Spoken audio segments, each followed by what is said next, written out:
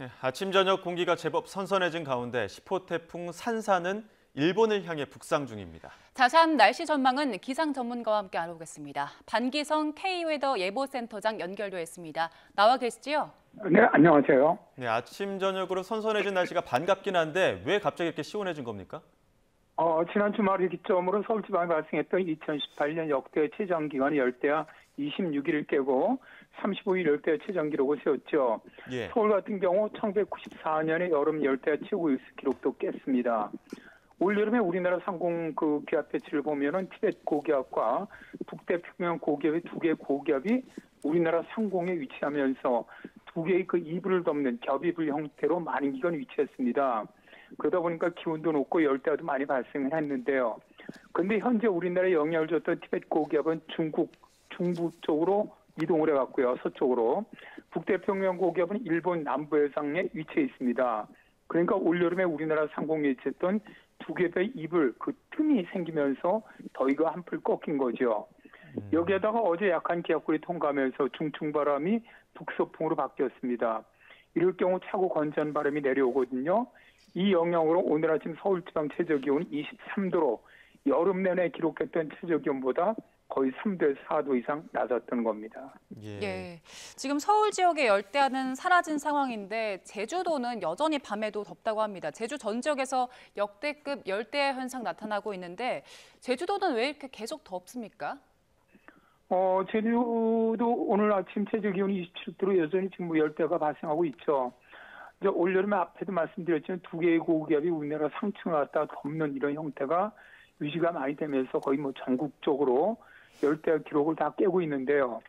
올해 열대야 일수를 보면 제주시가 52일, 서귀포가 45일, 성산이 43일, 고산이 38일로 제주 지역 평균 열대야 일수는 44.5일입니다. 근데 제주도는 실제로 기후구가 아열대 기후의 영향을 받고 있고요. 또 북태평양 고기압 중심에서 가까운 곳에 위치해 있습니다. 여기에다가 제주 인근의 해수 온도가 평균보다 거의 4도 이상 높은 고수온을 보이고 있습니다. 또 제주도는 바다 인근에 있기 때문에 습도가 높아서 열대야가 더 잘 발생할 수가 있는 곳이죠. 현재 열대야 발생 추세를 본다면 올해는 지금까지 제주시에서 기록했던 역대 최고 일수 56일을 깨고 신기록을 세울 것으로 예상이 됩니다. 네, 열대야 조금 더 이어질 걸로 전망하셨는데 그러면 언제까지 이어질지도 좀 알 수 있을까요? 일단 아침 습도가 낮아지고 북서풍이 유입되고 상층 고기압 틈새를 보인 영향으로 아침 기온은 한풀 꺾였어요. 그러나 낮 기온은 여전히 평균보다 3도에서 5도 이상 높은 기온을 지금 보이고 있거든요. 여기에는 현재 역대 대기의 기온이 가장 높은 영향이 있고요. 또 지금 일사가 굉장히 강합니다. 또 여기다가 10호 태풍 산산이 북상을 하면서 우리나라는 지금 동풍이 불고 있습니다. 동풍이 불게 되면 동해안 지방은 기온이 낮고 비가 내리지만은 태백산맥 서쪽 지역이죠. 수도권이라든가 이쪽 지역은 팬 현상 영향으로 기온이 2, 3도 이상 높아집니다. 이런 영향 등으로 서울 등 서쪽 지방은 평균보다 2도에서 4도 이상 높은 30도에서 33도 내외의 기온을 보일 것으로 예상이 되고요. 그리고 평균보다 기온이 높은 30도가 넘는 더운 날씨는 최소한입니다. 9월 상순까지는 지속될 것으로 보이는데요. 현재 상층의 뜨거운 공기층이 남하지 않고 계속 버틸 것으로 예상되고 있기 때문입니다. 예, 그러니까 열대야도 열대야지만 어쨌든 한낮의 무더위는 9월 중순까지는 갈 수 있다. 이런 말씀을 해주셨는데요. 자, 북상 중인 10호 태풍 산산, 무더위 변수라든지 혹은 우리나라의 영향 이런 것들을 좀 어떨지 궁금한데 현재 위치는 어떻습니까? 제10호 태풍 산산은 홍콩에서 제출한 이름으로 소녀 애칭이죠. 현재 일본 가고시마 남쪽 290km 부근 해상에 위치해 있고요. 중심이 940헥토파스칼, 중심 최대 풍속이 초속 47m의 매우 강한 태풍입니다. 현재 일본 규슈 서해안 방향을 따라서 북상을 하고 있는데요. 내일 아침에 평균 최대 풍속이 초속 50m로 가장 강해지면서 일본 가고시마 남서쪽 약 120km 부근 해상까지 진출하고요. 그 이후 30일 새벽에 규슈의 중간 지점이자 가고시마 북쪽 6km 상륙할 것으로 예상이 됩니다. 이후에 동북동진하면서 일본의 오사카, 교토 지역을 거쳐서 9월 2일 새벽에 일본의 센다이에서 열대 저기압으로 약화될 것으로 예상을 하고 있습니다.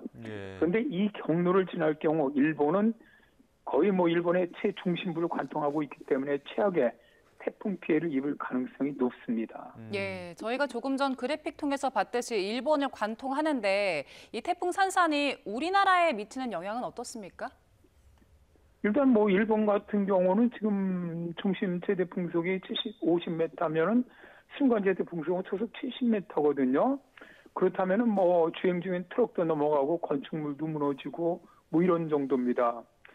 현재 그 태풍 산산이 2022년 태풍 난마들과 진로가 아주 굉장히 비슷합니다. 규슈 해안을 따라서 북상하다가 가고시마에서 상륙한 태풍인데요. 당시에도 아주 일본이 엄청난 그 피해를 입었었습니다. 현재 이 태풍이 고선 해역을 지나서 북상하면서 엄청난 뜨거운 수증기를 포함하고 올라오는 데다가 굉장히 이동 속도가 느립니다. 그러다 보니까 더 많은 호우라든가 강풍이라든가 해일이라든가 산사태 피해가 발생할 것을 보이는데 이미 어제 산사태로 5명이 묻히는 그런 사고가 이미 발생을 했죠.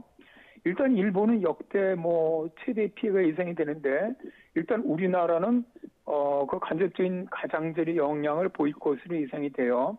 예. 그렇더라도 일단 강풍, 비 그리고 높은 물결이죠. 너울의 영향을 경남 지방, 동해안, 그다음에 제주 지방은 받을 것으로 보입니다. 현재 남해동부 바깥 먼 바다에 태풍주의보가 발령돼 있는데요.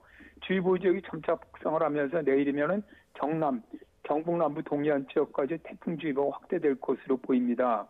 이 지역에 거주하시는 분들은 태풍 피해 없도록 만반의 준비해 주셨으면 좋겠습니다. 예. 경남, 동해, 제주 쪽은 좀 간접적인 영향이 있겠지만 수도권 쪽은 혹시 태풍으로 인한 비 소식은 없습니까? 네, 현재는 뭐 태풍으로 인한 비 소식은 없습니다. 예. 자, 산산이 일본 열도 통과하고 나면 지금 잠깐 또 선선해지긴 했습니다만 다시 폭염 시작될 가능성도 있습니까? 일단 태풍 산산이 일본에 상륙하는 과정, 지금서부터 열도를 통과해 나가는 거의 10월 2일까지 이때는 우리는 동풍이 불어요. 그러니까 수도권 등 서쪽 지역 중심으로 기온은 높게 오를 것으로 보이고요. 또 태풍 산산이 지금 몰고 올라오는 상당히 고온의 남동풍으로 인해서 폭염, 또 열대가 많은 지역에서 지속될 것으로 예상이 됩니다. 다만 이번 주 후반에 들어서 태풍 후면으로 불어드는 대륙 고기압의 영향으로 한 차례 더위가 아주 잠시 약해질 때도 있겠지만 현재 우리나라 상층에 위치해 있는 뜨거운 고기압 세력이 남아있지 않을 것으로 보여요.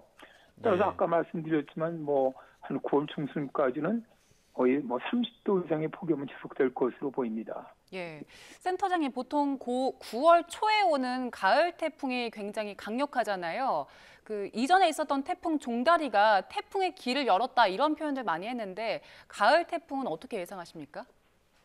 사실 가을 태풍이 가장 무섭죠. 우리나라에 뭐 가장 큰 피해를 줬던 뭐 59년의 사라라든가 2002년의 루사, 뭐 2003년의 매미, 뭐 흰남노 할 것 없이 전부 다 가을 태풍들인데요. 올해 태풍의 평년보다 발생 숫자는 적습니다. 이게 이제 엘니뇨가 발생을 라니냐로 하는 애 특징이기도 한데요. 다만 9월부터 10월 하순 사이에 많은 태풍이 만들어지면서 이 중에서 한 2개, 3개 정도 태풍이 한반도에 영향을 줄 것으로 봅니다. 상층의 예상 기압계 형태를 보면 9월 중순까지 태풍이 이동하는 선이 있어요. 이게 대개 5km 상공에 5,580m 고도선인데 이 고도선이 거의 남부지방권에 걸쳐 있을 것으로 보이거든요. 이 경우 태풍이 북상하게 되면 우리나라로 올라올 가능성이 아주 매우 높습니다. 또 지금 서태평양의 해수온도가 매우 높은 계절이 9월이다 보니까 아주 강한 태풍이 만들어질 가능성도 높습니다. 따라서 태풍 피해 없도록 좀 만반의 대비가 필요해 보입니다. 예, 알겠습니다. 여기까지 듣겠습니다. 지금까지 반기성 K웨더 예보센터장과 함께했습니다. 고맙습니다. 네, 감사합니다.